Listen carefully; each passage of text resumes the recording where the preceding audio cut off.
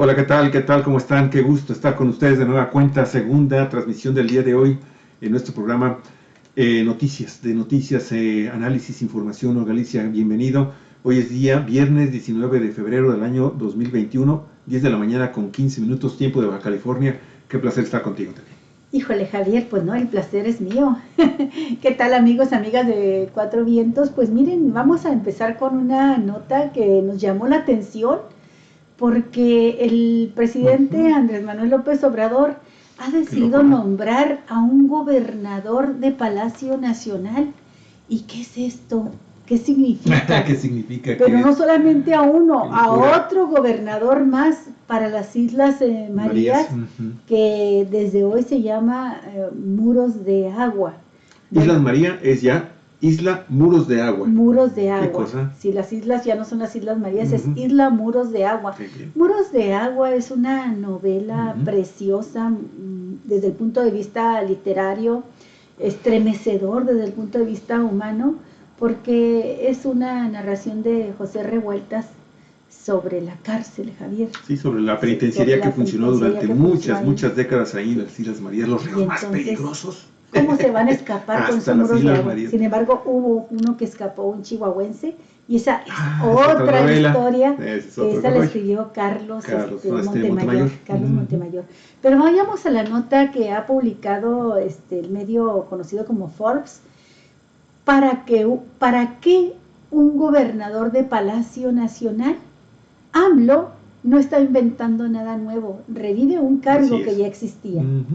El presidente explicó que este gobernador se encargará de la administración y el mantenimiento del recinto y que pronto habrá también un gobernador en las Islas Marías. Bueno, la nota dice así: este viernes se publicó en el Diario Oficial de la Federación el acuerdo por el que se crea el cargo de gobernador de Palacio Nacional, mismo que se encargará de cuidar el estado de este inmueble histórico, de acuerdo con el presidente Andrés Manuel López Obrador. Siempre ha habido alguien encargado de cuidar el palacio. Es un edificio histórico de todos los mexicanos, del pueblo de México. Y de una vez les adelanto, dijo el presidente, que va a haber un gobernador con estas características también en Islas Marías, porque ya se recuperaron y ahora es Muros de Agua. Acotó que no se trata de un cargo político, sino de una función administrativa para la conservación y mantenimiento de las áreas históricas del recinto donde habita y despacha el presidente de México. Y rememoró este dato, dijo: aquí fue el asiento de los poderes en la época prehispánica. Durante 3 siglos de dominación colonial, aquí despacharon los primeros presidentes luego de la independencia. Se proclamó la Constitución Liberal de 1857 y aquí estuvieron Maximiliano, Carlota, que vivió y murió aquí con el presidente Juárez, ¿no? El presidente vivió también ahí. Sí, aquí vivió y murió el presidente Juárez, rememoró López Obrador. Y bueno, según esta publicación en el Diario Oficial de la Federación, entre las funciones de este nuevo cargo dependerá la Secretaría de Hacienda, va a depender directamente de ella. Se contempla supervisar las condiciones físicas de las instalaciones en las que el titular del Ejecutivo Federal reside y lleve a cabo sus actividades dentro del Palacio con seguridad, ¿no? También tendrá que dar seguimiento y, en su caso, ejecutar las instrucciones del titular del Ejecutivo Federal relacionadas con la protección, conservación, restauración y o mantenimiento a las instalaciones. Y bueno, también proponer a la Conservaduría del Palacio Nacional la elaboración de estudios y propuestas para la asignación de áreas y optimización de espacios en Palacio Nacional, en particular de aquellos especiales que el titular del Ejecutivo Federal utiliza como residencia y llevar a cabo sus actividades dentro del Palacio Nacional, detalla esta publicación. También se encargará de gestionar la obtención de insumos necesarios para cumplir con estas tareas, así como las adicionales que le encomienda el presidente. Y bueno, hoy en la conferencia matutina, amigos y amigas, el presidente López Obrador ejemplificó que para las labores de restauración de la cantera de este histórico inmueble, patrimonio de la nación, amigos y amigas, porque también, es más, junto con el Zócalo, pertenece a la catedral y todo el conjunto del Zócalo, es parte del patrimonio de la humanidad. De la humanidad, así es. ¿Sí? Entonces, restaurar la cantera o las puertas se requiere pedir autorización ante el Instituto Nacional de Antropología e Historia, por lo que este tipo de procesos caería entre sus responsabilidades, porque la verdad es que para restaurar, y después del caso de la restauración de ese homo, necesitamos forzosamente gente especializada, ¿no? Así es. O el caballito, ¿te acuerdas también esta escultura de la Ciudad de México? Sí, cómo le dieron en la torre, tuvieron que pasar muchísimos meses para restaurarlo al pobre de la restauración. De la mala restauración. Restaurarlo de la restauración, qué barbaridad. Bueno, dijo el presidente, lo que estamos haciendo ahora es cuidar la parte histórica y todo lo que estaba impactado por el Estado Mayor Presidencial, con las pinturas de Hacienda, con los muebles que había en Los Pinos. Se están arreglando oficinas para que la zona histórica de Palacio se conserve bien. Olga, definitivamente un comentario final. Fíjate que es indispensable que una vez en la vida todo mexicano visite el Palacio Nacional. Sí. Porque anteriormente intimidaba y era muy difícil entrar al Palacio Nacional porque pues había un resguardo especial, porque bueno, pues así gustaban las administraciones del PRI y del PAN de cuidarse mucho, excesivamente del pueblo. No, ya ves que luego huelen bien feos, son bien gachos, van mal vestidos, en fin. Pero hoy parece ser que hay una idea y un proyecto muy diferente de cómo utilizar no nada más el palacio, sino todo el castillo de Chapultepec. O sea, parece ser que estamos entrando, al menos yo siento que es la mentalidad del presidente, de darle un valor muy especial a estos monumentos históricos, y más en un año en donde, pues la verdad, estamos celebrando de alguna forma dos cosas. Bueno, por un lado, conmemorando la caída de Tenochtitlán, sí. Y hay que recordar que el corazón del Imperio Azteca está asentado abajo de este zócalo capitalino. Que era el, sí.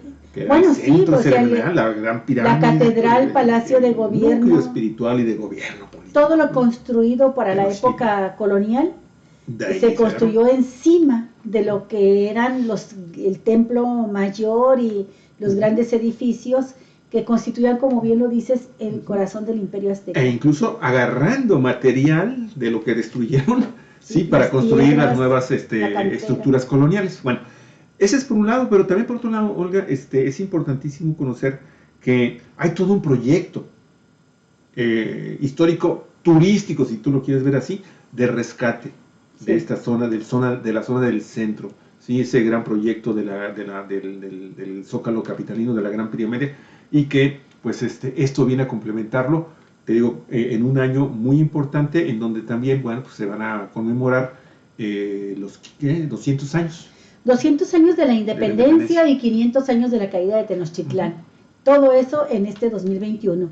Bueno, Javier, hace muy poquito tiempo, permíteme porque esto también es muy interesante, hace muy poquitos días nos preguntábamos qué habrá sido de aquel proyecto que anunció el presidente López Obrador al inicio de su gobierno, de que las Islas Marías dejarían de ser reclusorios de mala muerte, cárceles de mala muerte, y que se convertiría en un centro de educación ambiental y cultural, que se escogió ese nombre, Muros de Agua José Revueltas. Bueno, pues fíjate, Javier, que estoy viendo la página oficial del Gobierno de México y señala lo siguiente: terminó una historia de castigos en Islas Marías para dar paso a la formación de los futuros guardianes ambientales en nuestro país. El 27 de noviembre del año 2000 se publicó en el Diario Oficial, o sea, hace 2 meses, menos de 2 meses, se publicó en el Diario Oficial de la Federación el decreto que declara área natural protegida con el carácter de reserva de la biosfera al archipiélago conocido como Islas Marías, ubicado en el Océano Pacífico con una superficie superior a las 641.284 hectáreas. Esta reserva Se ubica en el estado de Nayarit, frente a la costa de San Blas. Está integrada por las islas María Magdalena, María Cleofas, San Juanito y María Madre. Es reconocido por la UNESCO por su flora y fauna endémica. Se protegen 54 especies de fauna terrestre y marina, y en alguna ocasión de riesgo se protege también a la marina, y 19 de estas especies son únicas. Entre la flora destaca el mangle rojo, el mangle negro, la borreguilla, cacalosúchil, papachito, mezquite, pitaya, tepehuaje, alcaje, hecho, cuajilote, pitaya marismeño y mamilaria. Así se llama, Javier. Ah, caray, ya se fue para allá Jaime Bonilla Valdés. Así se llama esa mamilaria. Se ha de haber llevado al presidente municipal de Ensenada. Y en cuanto a la fauna, fíjate, ahí está la iguana negra, la iguana verde, la boa constrictor, el loro cabeza amarilla de las Islas Marías y el cardenal rojo. Su riqueza biológica se expresa en selvas bajas, caducifolias del paisaje terrestre, manglares, matorral crasicaule, arrecifes coralinos, costas y ambientes pelágicos. Estas islas constituyen además un importante sitio de refugio, anidación y alimentación de grandes colonias de aves marinas. Y luego ya se va a la historia de cómo se destinó durante un tiempo, a partir de 1905, durante el porfiriato, en un lugar de castigo principalmente para los adversarios del régimen de Porfirio Díaz. Reos, ¿no? Muy peligrosos. Sí, reos peligrosísimos. Y bueno, pues ahora con este decreto, pues se declara área nacional protegida y área de formación de los nuevos ambientalistas del país. Y también, Javier, hay que recordar que está un proyecto para hacer una parte de estas islas centro recreativo. ¿Sí? Entonces, el documento publicado como decreto en el Diario Oficial es largo, vamos a rescatarlo, pero sí responde a una pregunta que seguramente varios mexicanos nos estuvimos haciendo. ¿Qué pasó con el proyecto de Islas Marías? Pues van a nombrarle también un gobernador, seguramente para que empiece a desarrollar este proyecto, y será un gobernador de corte ecologista, y señalan socar cargos administrativos designados. No vaya usted a creer que se va a poder apuntar el PRI, el PAN, el PRD y todo el mundo para elegir a un gobernador, ¿no? Son cargos administrativos que le llaman así. Sí, son cargos de confianza, puestos de confianza.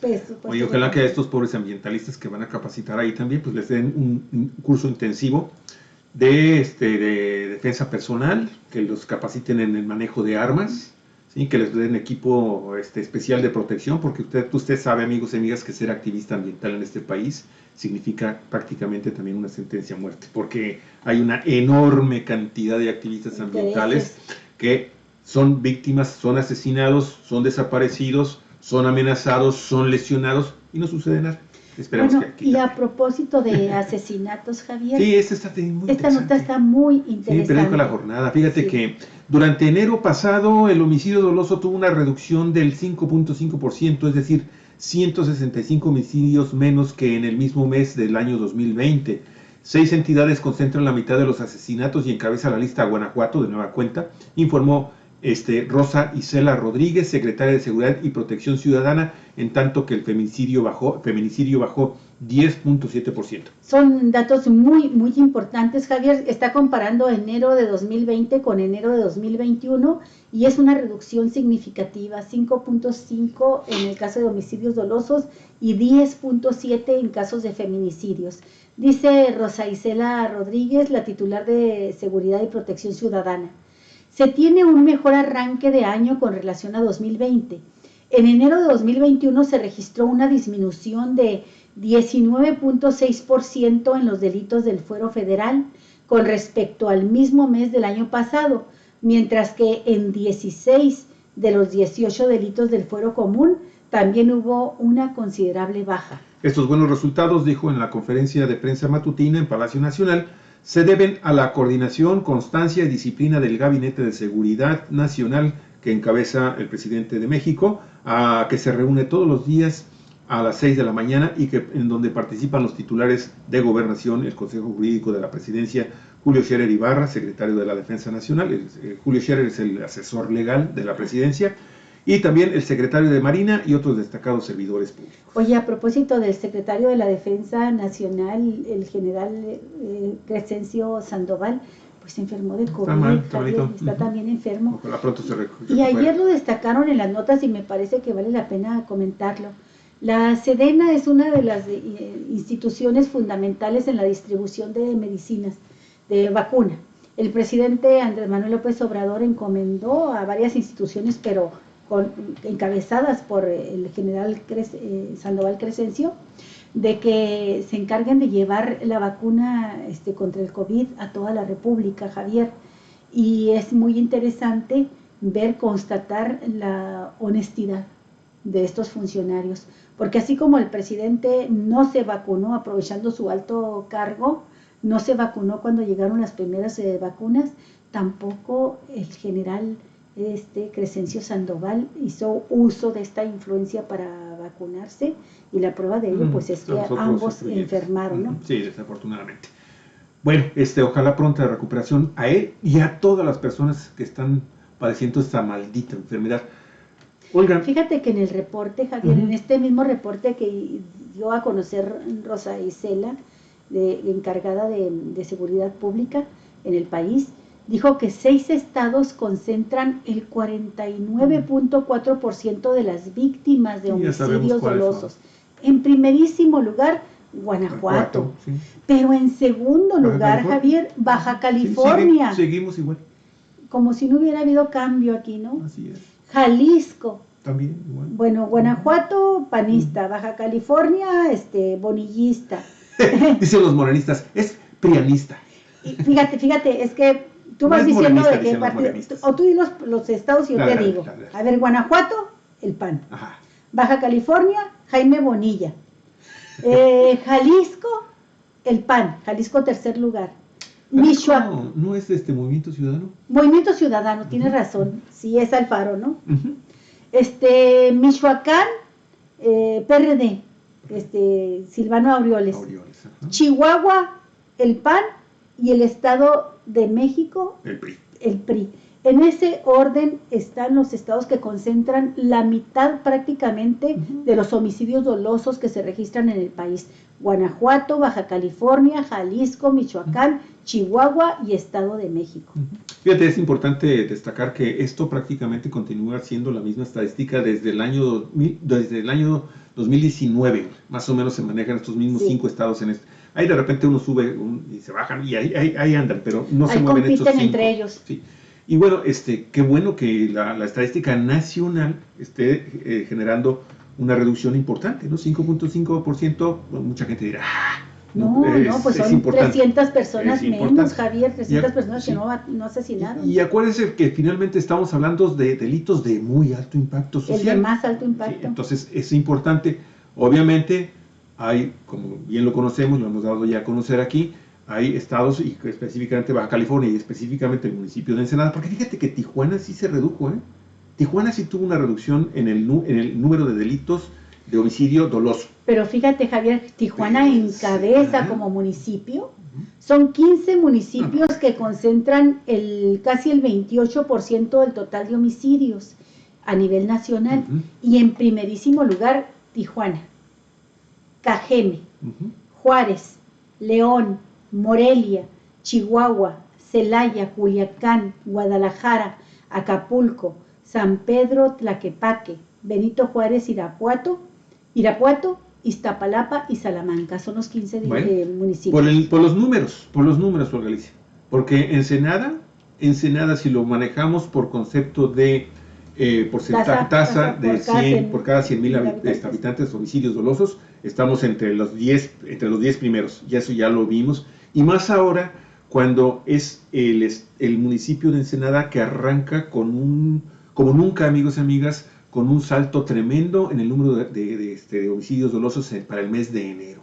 ¿Sí? Estábamos hablando que enero del 2020 traía, si no mal recuerdo, 16 asesinatos dolosos, y arrancamos con 45, la segunda cifra más alta en los últimos 13 meses, así lo dimos a conocer. Entonces, bueno, hay regiones del país en donde desafortunadamente no descendió ni se mantuvo, sino que aumentó y de manera considerable. Así es, Javier. Bueno, otro dato que me parece muy importante, que dio a conocer Rosa Isela Rodríguez, secretaria de Seguridad Pública, ella mencionó que 3 delitos de género merecen ser mencionados de manera destacada. Igualmente con bajas en enero, bajas de disminución de los feminicidios. La trata de personas bajó 17.8%, la violación sexual 1%, todavía muy poquito, y luego repite el dato, el feminicidio 10.7%.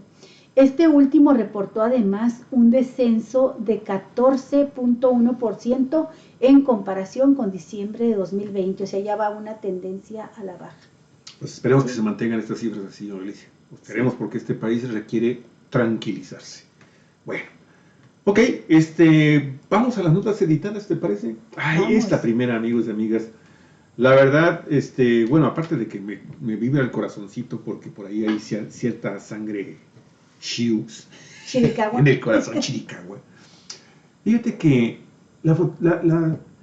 vamos a hablar de una estatua de 15 metros de altura que le está rindiendo tributo, amigos y amigas, a las mujeres indígenas en los Estados Unidos. ¿Sí? Va usted a ver qué escultura tan hermosa, tan bella, y que nos habla de los pueblos Sioux. Aquí estamos hablando de los Dakota, fundamentalmente, aunque también hay una serie de... los Lakotas es otra. Es como los yumanos, ¿no? Que tenemos Quilihuas, Cucapás, Papay, bueno. Pero en el transcurso de la información estamos agregando imágenes de estas tribus, de estos pueblos, en el transcurso de su historia, hasta llegar a la administración de Donald Trump. Y va usted a ver estas escenas de Donald Trump, de lo que están luchando estos hombres y mujeres representados en esta hermosa escultura de 15 metros. 15 metros de altura. Adelante, Olga. En las alturas del río Missouri, en Dakota del Sur, Estados Unidos, se encuentra una magnífica escultura que rinde tributo a los pueblos nativos de la región de las Grandes Llanuras. ¡Qué bonita! Está preciosa. A la mujer indígena. Preciosa. Esta nota es de Regina Sierna, del portal My Modern Myth. Dice así: esta obra de 15 metros se titula Dignity of Earth and Sky, dignidad de la tierra y el cielo, aunque es conocida comúnmente como dignidad. La estatua representa a una mujer indígena que lleva un vestido del estilo de las llanuras y extiende un manto con estrellas.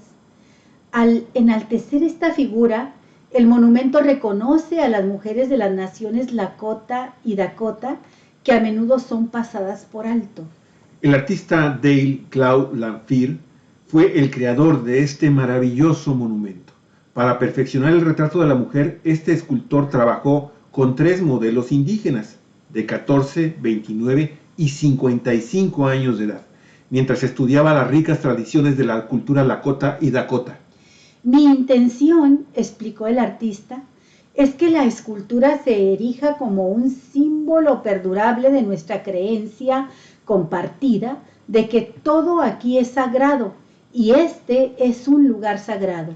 La mujer lleva un vestido inspirado en un diseño de 2 pieles de la década de 1850 y sostiene un manto de estrellas, que por sus colores es una de las partes más llamativas de toda la escultura.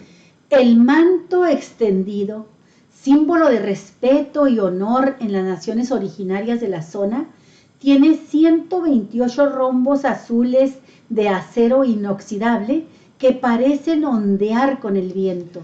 La pieza, que se encuentra a un costado de la carretera 190 en Chamberlain, Dakota del Sur, también se ve diferente a lo largo del día. Cuando sale el sol, estos diamantes brillan. Miren nada más qué cosa tan preciosa. Por la noche está iluminada por luces LED y tiene una apariencia dramática, pero tranquila. Los Lakotas y Dakotas son pueblos que viven en los márgenes del río Missouri. Son parte de las tribus Sioux e históricamente habían sido un grupo nómada, aunque actualmente llevan un modo de vida ya sedentario. Mire, a finales del siglo XVIII estaban establecidos en la pradera central del subcontinente norteamericano. Con el tiempo y el empuje de los colonos de origen europeo, se convirtieron en un pueblo nómada, ocupado hoy lo que conocemos como los estados de Minnesota, Dakota del Norte, Dakota del Sur, Nebraska y Wyoming. Se dividían inicialmente en dos grandes grupos. Los Dakota eran mayoritariamente agricultores, mientras que los Lakotas se hicieron cazadores y pasaron a dominar una extensa zona de la pradera, sobre todo desde la llegada del caballo introducido por los españoles en el continente americano. Su dominio fue disminuyendo a medida que la frontera de los Estados Unidos avanzaba hacia el oeste e iba eliminando a los bisontes, fuente de la subsistencia de este pueblo. Las grandes batallas y conflictos no fueron más que el canto del cisne de unas tribus a las que se había privado de los medios de supervivencia y a quienes se les habían importado enfermedades y alcohol, que resultaron las principales causas de mortalidad. Al día de hoy, el 80% de estas personas viven en la sociedad estadounidense, pero han tenido que renunciar a su lengua y a su cultura. Y aquí los vemos, Olga Alicia. Esto es durante el gobierno de Donald Trump. Aquí los vemos en protesta, velos. Siguen en su actitud guerrera. Digna. Y mira lo que les avienta Donald Trump. Al ejército, a la Guardia Nacional, a la policía. Y aquí los vemos, Olga Alicia, marchando en protesta porque Donald Trump se alió con empresas gaseras para construir y pasar por sus reservaciones un oleoducto, un gasoducto, Olga Alicia. Lo mismo que hizo aquí el gobierno ya está la mujer de Peña Nieto, aliado con Sempra Energy, que pasaron por el territorio del pueblo yaqui, de los yaquis de Sonora, y también los yaquis se enfrentaron a esta situación. Así es, y también les mandaron policías y hubo muertos, hubo yaquis asesinados. En eso pensé, Olga Alicia, cuando vi esta lucha, cuando rescato las fotografías y empiezo a ver que todavía hace 2 años, Olga Alicia, estaban en pie de lucha con esta mujer excelente, maravillosamente trabajada por este escultor, Olga Alicia, que los está abrazando, sí, que los está representando y que se llama Dignidad en el cielo y en la tierra, Olga Alicia, y que es un monumento para estas mujeres indígenas nativas de los Estados Unidos, ¿sí? Rememorando la enorme ultraviolencia y el exterminio al que fueron sujetas estas comunidades indígenas nativas, Olga Alicia, por parte de lo que hoy conocemos como Estados Unidos, del gobierno de los Estados Unidos y su sociedad discriminatoria, y enterarnos que se les siguen imponiendo proyectos que van en contra de los últimos vestigios territoriales que les quedan. Miren nada más que mujeres tan dignas, Olga Alicia. Sí. Ahí está, miren, está el vestido de esta mujer. Dice uno, caray, qué pena, qué tristeza. Sí, oye Javier, y ya que estamos hablando de la similitud que hubo por parte de gobiernos pasados, Trump en Estados Unidos, Peña Nieto en México, y cómo reprimieron a los Dakotas en Estados Unidos y a los yaquis en Sonora, bueno, vale la pena mencionar que en noviembre pasado, del año pasado, el presidente López Obrador se reunió con los yaquis de Sonora, Javier, que tenían este conflicto con Sempra Energy. Se resolvió finalmente el problema, ya la empresa aceptó no pasar su gasoducto por el territorio yaqui, que además el pueblo yaqui también argumentaba que sus tierras son sagradas. Y hay que mencionarlo porque creo que fue la semana pasada, dimos a conocer ya como un hecho, algo que en noviembre ofreció López Obrador a esta comunidad indígena del país.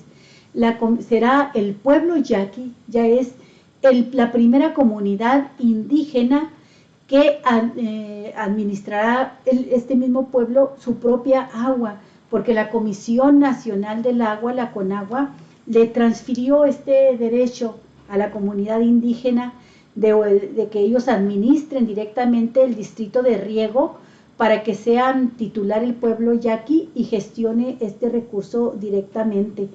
Fue un ofrecimiento del presidente que se hizo realidad a principios de febrero, y también, Javier, se entregó una planta potabilizadora de agua, una red de alcantarillado con inversiones superiores a los 2,000 millones de pesos y un beneficio para 33,000 personas que habitan en lo ancho de las comunidades que componen este pueblo de Sonora, y otras obras más que dimos a conocer en su momento, pero me da mucho gusto señalar el contraste, Javier. Estas son de las cosas buenas que ameritan mencionarse, porque es lo que esperábamos cuando hablábamos de una 4T, de un gobierno que transformara la realidad que habíamos estado viviendo, ¿no? Bueno, yo nada más quiero hacer un último comentario sobre esto que estás comentando, Olga Alicia. Fíjate que es bien interesante lo que estás remembrando y lo que estás señalando de lo que está haciendo este gobierno con los pueblos, con los pueblos yaquis.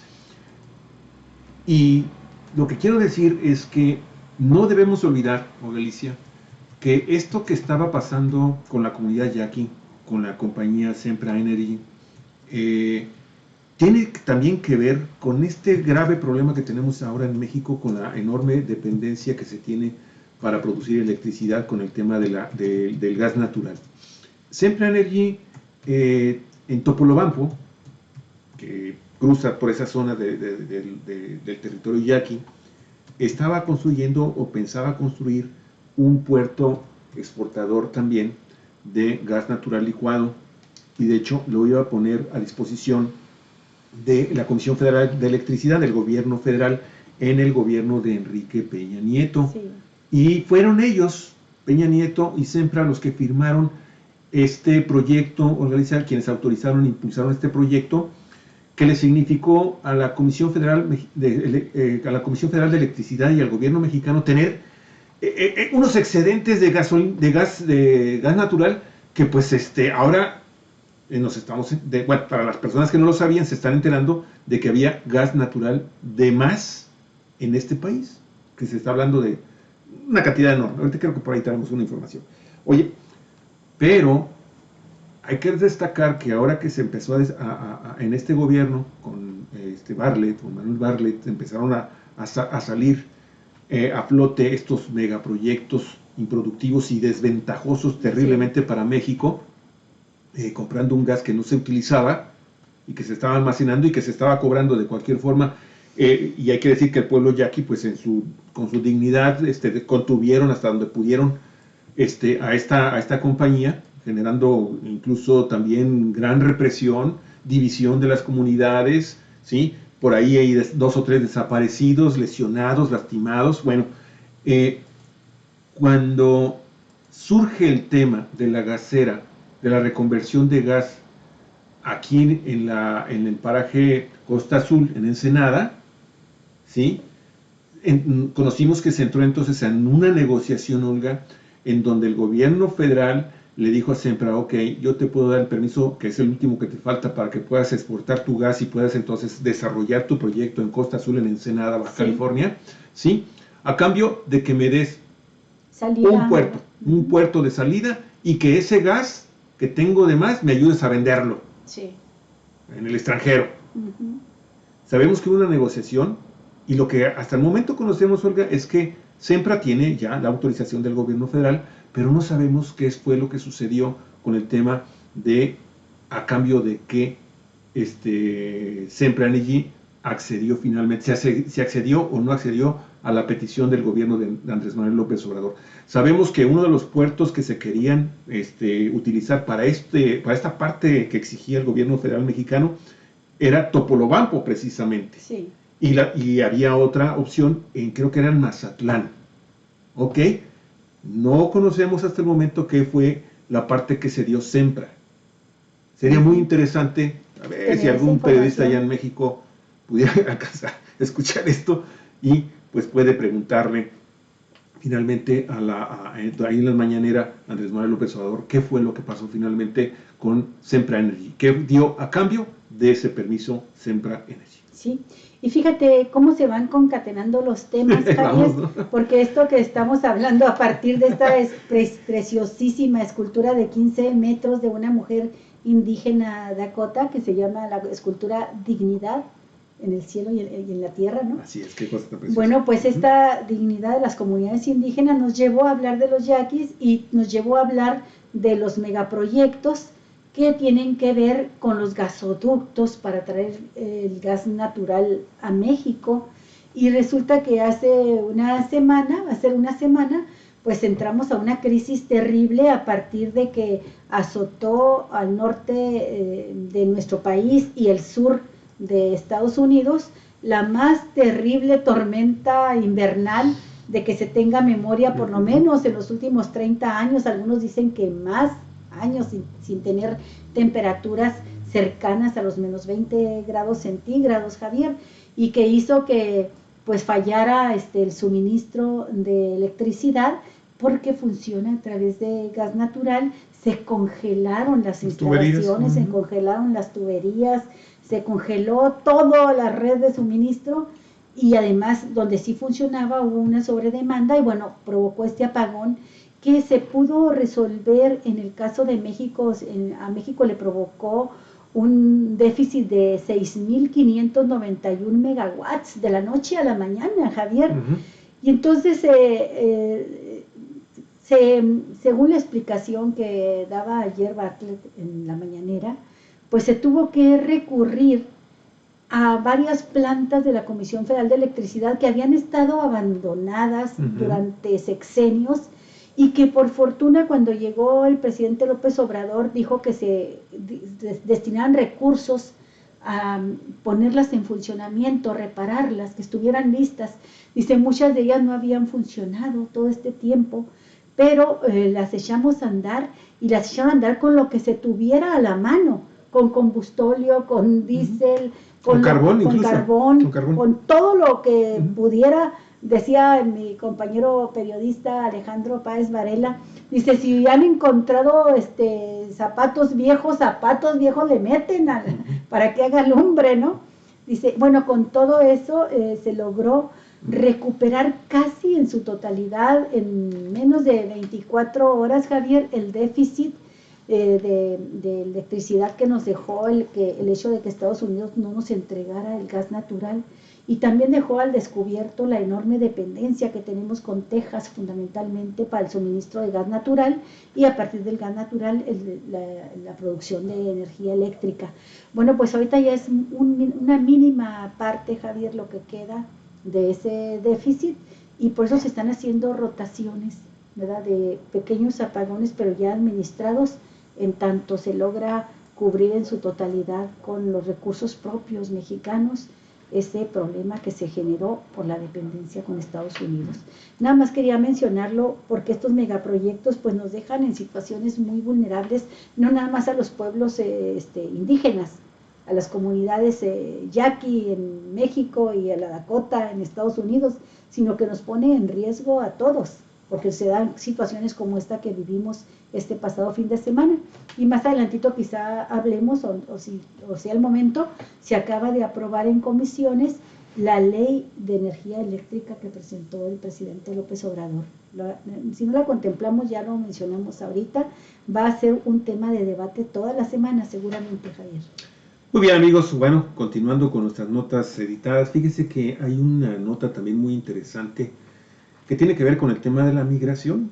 Resulta que Estados Unidos ya comenzó a procesar ¿cuántas solicitudes? Tantas como 25,000 de asilo de expulsados a México en la era de Donald Trump. La nota es de Alberto Pradilla de Animal Político y dice lo siguiente: Estados Unidos comienza este viernes a revertir el programa Quédate en México, por el que más de 70,000 solicitantes de asilo fueron expulsados a nuestro país desde enero del año 2019. No todos tendrán la oportunidad de ingresar a Estados Unidos para seguir su caso de asilo, sino únicamente los aproximadamente 25,000 que tienen actualmente su caso abierto. El inicio del proceso pone fin a una de las políticas estrella del expresidente Donald Trump, quien acordó con su homólogo Andrés Manuel López Obrador que miles de personas que buscaban protección quedaran expuestas en ciudades como Tijuana, Baja California, Juárez, Chihuahua, Tijuana en Baja California, Juárez en Chihuahua, Nuevo Laredo y Matamoros en Tamaulipas. Mire, este proceso no será inmediato y contará con el apoyo de las agencias internacionales como ACNUR, OIM, la Cruz Roja y UNICEF. Una página web que estará en funcionamiento a partir de la próxima semana recibirá las solicitudes y los tramitará para que cada persona sepa cuándo puede cruzar y el procedimiento a seguir. Las autoridades de Estados Unidos reiteran un mensaje: este es un programa cerrado y nadie ajeno al mismo podrá cruzar al otro lado de la frontera. Estas son algunas de sus claves del fin de Quédate en México. ¿Quién puede solicitar el ingreso a Estados Unidos? Solo serán aceptadas las personas que fueron devueltas desde Estados Unidos dentro del programa Quédate en México y que tengan su caso abierto. Desde enero de 2019 se estima que 70,000 personas fueron expulsadas, pero actualmente solo 25,000 tendrían derecho a ingresar a Estados Unidos. Se entiende como caso abierto tener pendiente una de las 3 citas que se llevan a cabo con un juez que determina el asilo o estar a la espera de la apelación en caso de haber sido rechazado. ¿Cuál será el proceso? Las personas que cumplan con los requisitos deben inscribirse en una página web que estará en funcionamiento la próxima semana. Como adelantó Periodistas de Animal Político, ACNUR, la Agencia de la ONU para los Refugiados, fue la encargada del desarrollo de esa página web. Antes, las personas deben comprobar en esta página si su caso está activo. Basta con ingresar con su A-Number. En el momento en el que se registren, los solicitantes de asilo deben esperar instrucciones. Se les proporcionará una cita para realizar un test de antígenos y posteriormente poder ingresar a Estados Unidos. Una vez al interior del país, está previsto que organizaciones sociales dispongan de albergues de cuarentena donde deberán pasar 10 días antes de quedar en libertad. ¿Cómo se determina el orden de entrada? El objetivo es establecer la entrada prioritaria para personas vulnerables o que lleven mucho tiempo dentro del proceso. Hay que recordar que cientos de solicitantes de asilo sufrieron secuestros y extorsiones después de ser regresados a México.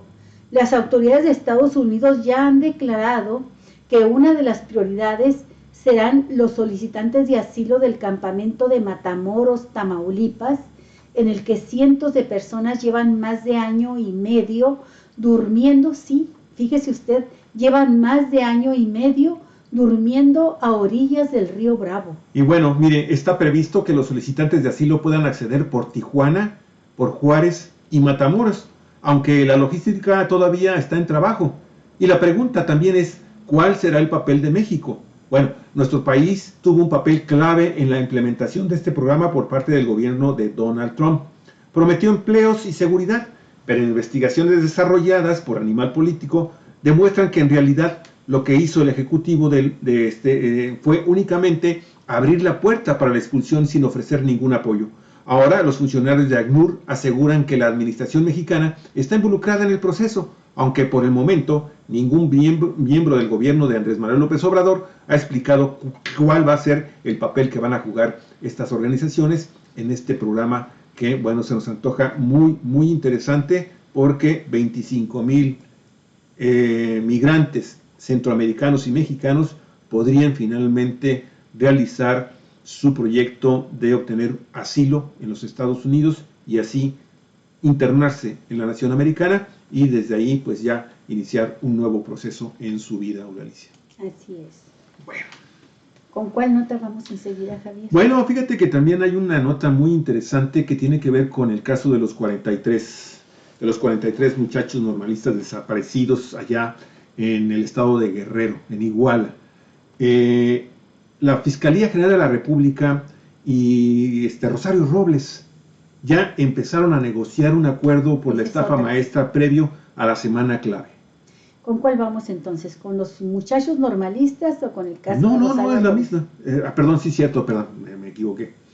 Sí. Vamos entonces con la de la Fiscalía y el tema de la estafa maestra, amigos y amigas.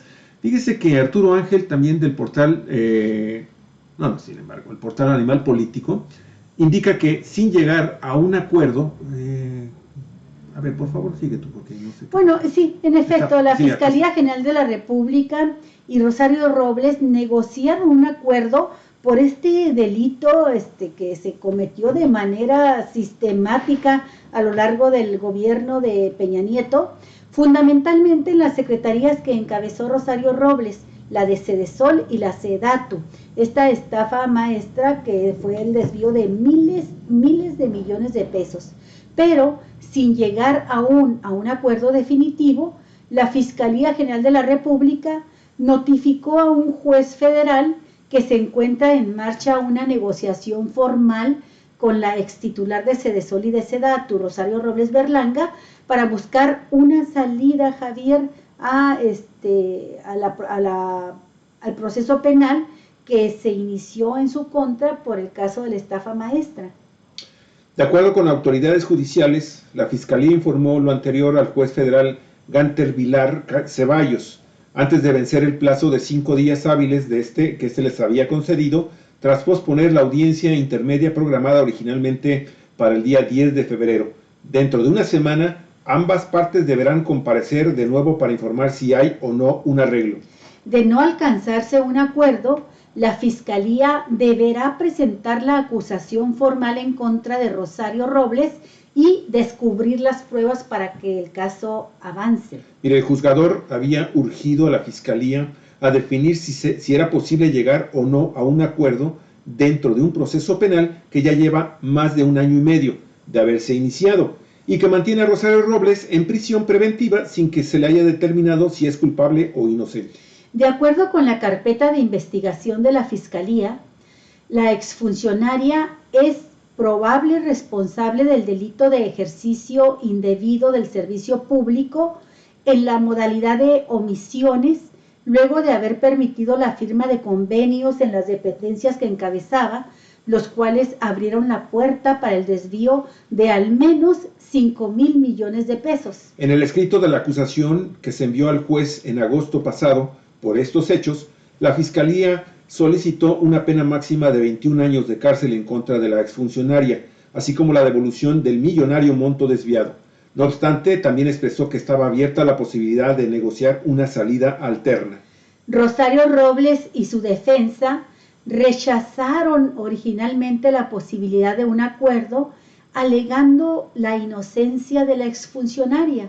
Sin embargo, luego de que la Fiscalía obtuviera una nueva orden de aprehensión en contra de Robles por los delitos de delincuencia organizada y lavado de dinero, la exfuncionaria cambió radicalmente de parecer y ofreció su disposición para colaborar con las autoridades. Esta colaboración tendría como uno de sus puntos principales la confesión de Robles, en la que ella señalaría que los desvíos efectivamente ocurrieron y que estos habrían sido resultado de una política de corrupción ordenada desde las esferas más altas del gobierno. El que fuera su oficial mayor, Emilio Sabadúa, ya testificó señalando que el exsecretario de Hacienda, Luis Videgaray, estaba al tanto de todo. Sin embargo, fíjese usted, pese a que dicha colaboración fue ofrecida por la exfuncionaria desde noviembre, hasta ahora no se ha podido concretar el acuerdo ni la primera declaración de la exfuncionaria. Qué hueso tan duro de roer esa Rosario Robles, Javier.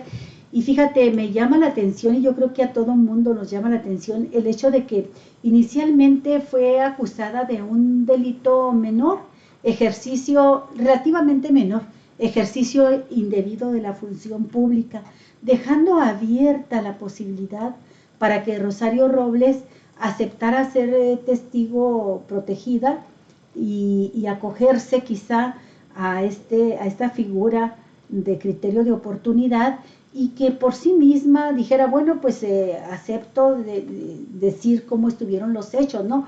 Porque está plenamente documentada por la Auditoría Superior de la Federación que esta operación de estafa maestra, de desvío, dicen exfuncionarios de la auditoría, de desvíos que pueden alcanzar hasta los 20,000 millones o 30,000 millones de pesos e involucrar a otras dependencias aparte de Sedesol y de Sedatu, como involucró a varias universidades públicas. Todo esto está documentado. Se le ha dado la oportunidad a Rosario Robles de sostenerse solamente con una acusación de uso indebido, de ejercicio indebido de la función pública, y ella estuvo todo el tiempo clamando inocencia. Fue hasta que detuvieron a Emilio Cebadúa, su oficial mayor, y Emilio Cebadúa sí aceptó este trato de testigo colaborador. Fue hasta entonces cuando la fiscalía le dice a Rosario Robles: ¿sabes qué? Podemos denunciarte también por delincuencia organizada y lavado de dinero. Y estos ya son delitos mayores, Javier, palabras mayores. ¿Qué es lo que hace la exfuncionaria? Espérenme, voy a colaborar. Pero lo cierto es que nada más ha estado haciendo tiempo, y el fiscal Gertz Manero no puede estar ya sujeto a estas tácticas de la defensa de Rosario Robles. Pues para mí, no sé qué pienses tú, pero que ya se le imputen estos delitos graves, y a ver si no empieza a hablar, a ver si no empieza a cantar. El caso es que ella tendría que denunciar a dos, principalmente, bueno, tres, ¿verdad? A Luis Videgaray, a José Antonio Meade, que cuando fue secretario de Hacienda supo de esto, y por supuesto a Peña Nieto, al expresidente.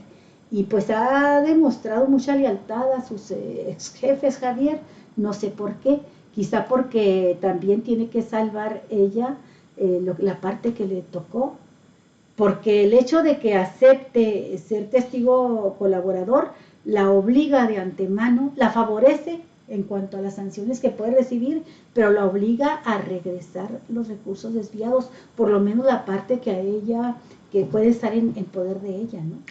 O decir dónde está el dinero. Muy bien, bueno, ya encontré la de los muchachos de los 43 de Ayotzinapa, la vean, es la nota número 2. Sí, se me perdió, andaba yo en otro rollo. Pero miren, amigos, amigas, la agencia AP está dando a conocer el día de hoy algo que está muy interesante. Los restos que fueron hallados en diciembre del 2014 en el marco de la búsqueda de los 43 estudiantes desaparecidos en el sur de México en septiembre de ese año, y que no fueron analizados en su momento, llegaron ayer jueves a la Universidad de Innsbruck, en Austria, para que se realicen los estudios de ADN pertinentes y ver si corresponden o no a los jóvenes cuyo paradero todavía se desconoce.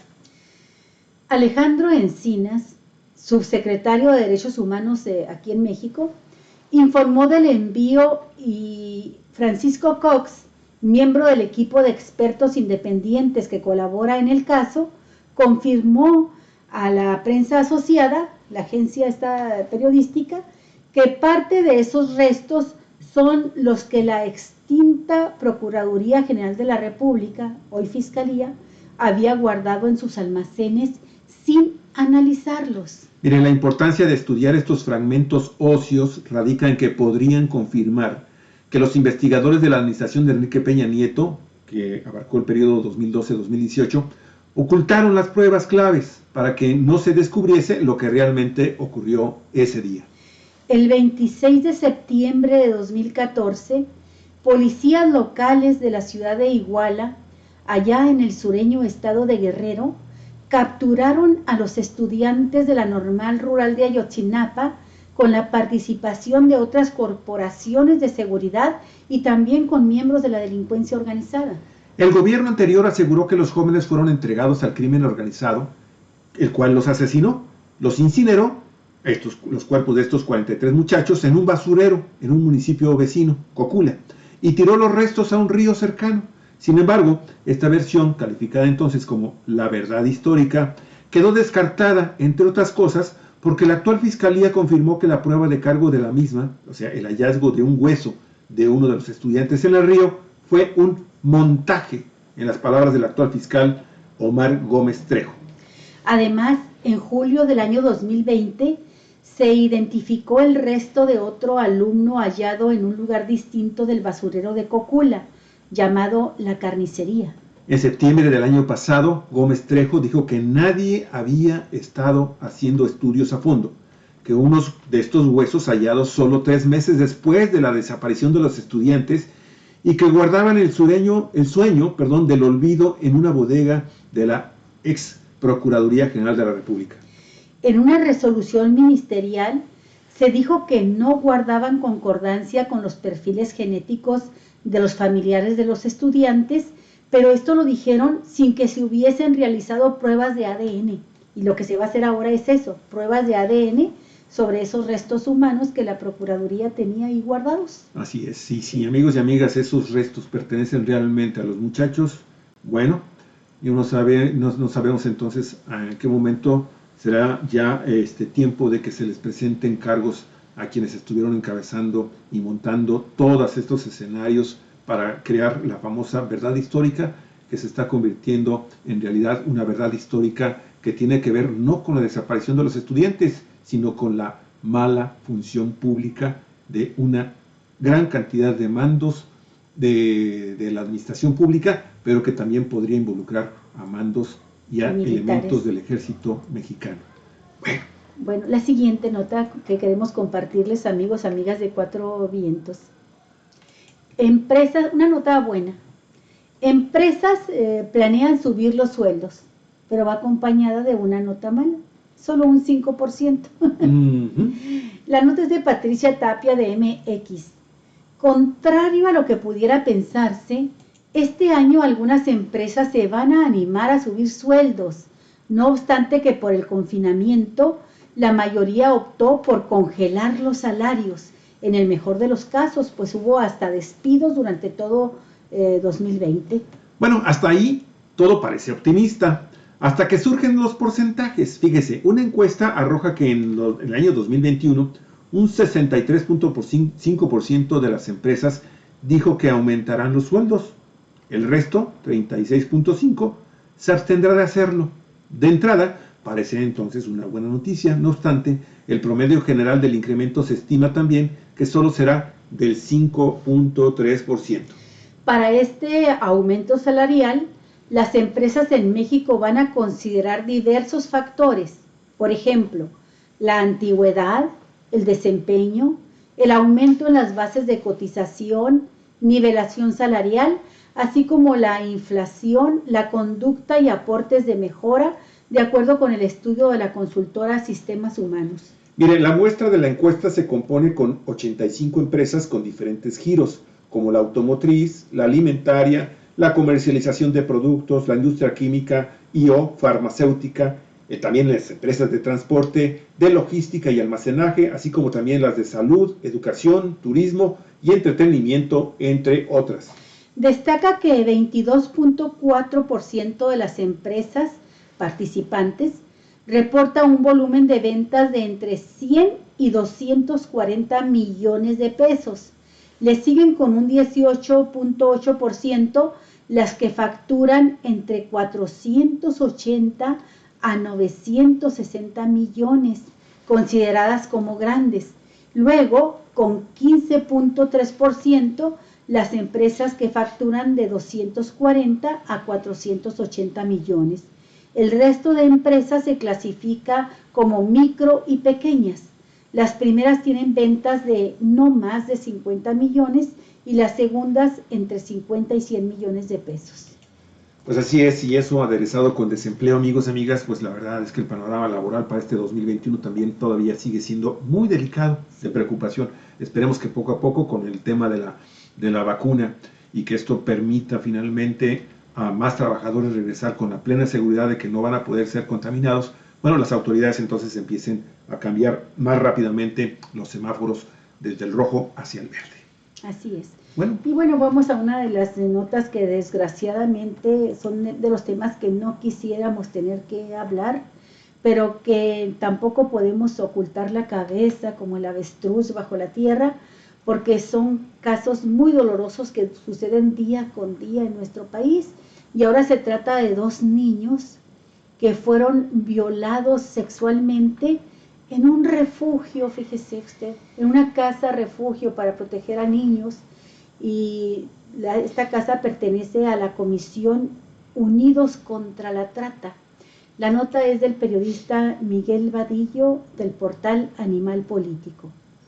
2 niños de tan solo 9 y 11 años de edad fueron víctimas de abuso sexual el año pasado dentro del refugio constituido por la Asociación Civil Comisión Unidos contra Trata, que preside la exdiputada federal por el PAN, Rosa María de la Garza Ramírez, mejor conocida como Rosy Orozco, quien acumula una serie de acusaciones y también de señalamientos por supuestamente lucrar con menores víctimas de explotación sexual. Mire, los supuestos agresores, otros 2 menores de edad de 15 y 16 años, quienes todavía vivían en el refugio y estaban bajo la protección y cuidado de Orozco y su equipo de trabajo, fueron ya detenidos e ingresados al centro de internamiento para adolescentes Quinta del Bosque, que se ubica en Sinacantepo, en el Estado de México. De acuerdo con el expediente al que Contralínea tuvo acceso, los 2 supuestos agresores fueron denunciados por el mismo equipo de trabajo responsable de darles atención, protección y vigilancia, pero para no evidenciar su negligencia e incompetencia, decidieron acusarlos el 12 de agosto de 2020 ante el Centro de Justicia de Atención a Mujeres Víctimas de Violencia en Cuautitlán, Estado de México. De ahí, posteriormente canalizaron los expedientes al Poder Judicial para la atención de atención del sistema especializado para adolescentes, bajo 2 causas penales. Sin embargo, el segundo expediente, correspondiente al niño de 9 años, no fue vinculado a proceso por falta de pruebas. Por falta de pruebas, dicen. El refugio de varones primero estuvo ubicado en Chimalistac, Coyoacán, en donde los cuidadores de los niños trabajaban de día y de lunes a viernes, por lo que en las noches y los fines de semana los niñitos se quedaban solos. Tampoco había cámaras de seguridad. Una de las víctimas refiere que cuando estaban solos utilizaban las computadoras y veían pornografía. Vecinos del departamento ubicados en Chimalestac desde entonces se encontraban en el refugio y pusieron una queja en la administración del edificio, indicando que por las noches se escuchaban chillidos y gritos de los niños, lo cual fue comunicado a la directora de la Fundación Camino a Casa, pues el departamento estaba en consignación por el Servicio de Administración y Enajenación de Bienes a esta organización. Ante esos hechos, la Comisión Unidos contra Trata decidió trasladar el refugio de niños a la colonia Lorenzo Acopilco en la alcaldía de Coajimalpa. Se omite la dirección precisa. Y en esta última ubicación es donde ocurrieron las violaciones de los 2 niños. Mire, se fundó en el año el 28 de agosto del 2012 esta asociación civil, la cual recibía subsidios gubernamentales de los gobiernos del PRI y del PAN cada año, hasta que asumió la presidencia Andrés Manuel López Obrador, quien le suspendió la ayuda y también le quitaron las propiedades que tenía en su poder y que utilizaba como centro de trabajo y lugar para vivir. Se informó del caso a la asistente del subsecretario de Derechos Humanos de la Secretaría de Gobernación, Alejandro Encinas, y se solicitó hablar con él, pero hasta el momento los periodistas de Animal Político no tuvieron oportunidad de hablar con el funcionario. Pues una historia más de terror terrible, ¿no? Terrible, de nueva cuenta, sí, que estos niños en centros que recibían subsidios del gobierno federal, que incluso sus instalaciones eran propiedad del gobierno, amigos y amigas, y que estaban siendo asignadas directamente en el pago de todos los servicios que generaban la instalación de este tipo de sociedades de presunto refugio para niños que tenían grave problema de ser víctimas de trata. Mire finalmente en lo que termina. Sí, y seguramente es una de las panistas que salen a las calles a gritar porque este gobierno les está quitando los subsidios a los niños, ¿verdad? Eso dice. Bueno, pues como muchos casos más de guarderías y otros así más. Es, así es, que esperemos que pronto no solamente tengan. De corrupción en el sentido general de la palabra, sino de delitos graves como lugares donde se violaban niños, como este caso que documentó el periodista Miguel Vadillo. Bueno, pues con esta nota terminamos nuestra transmisión del día de hoy. Muchísimas gracias. No, tenemos todavía el programa a las 2 de la tarde. Cierto, a las 2 de la tarde. Es que ya tengo mucha hambre, Javier, no he desayunado. A las 2 de la tarde tenemos un programa especial con nuestro colaborador, el doctor en sociología, Servando Pineda. Él es titular del Instituto de Sociología de la Universidad Autónoma de Ciudad Juárez. Con él vamos a hablar de cómo está el proceso electoral en Chihuahua y este conflicto tan grave que trae la candidata a gobernadora María Eugenia, más conocida como Maru Campos, presidenta municipal de Chihuahua, que ha sido postulada por el PAN a la gubernatura y está acusada desde hace años por el gobernador también panista, Javier Corral, de haber recibido moches, sobornos millonarios del entonces gobernador del sexenio anterior, el priista César Duarte. De eso y otros temas vamos a hablar con nuestro compañero académico y periodista radicado en Ciudad Juárez, Servando Pineda. Y bien, bueno, amigos y amigas, cerramos con una nota buena. Fíjese lo que son las cosas, aunque algunos medios de comunicación la ven, de inmediato le meten leña al fuego. Mire, usted sabe, Nicolás Maduro, ¿no? Nicolás Maduro, presidente venezolano.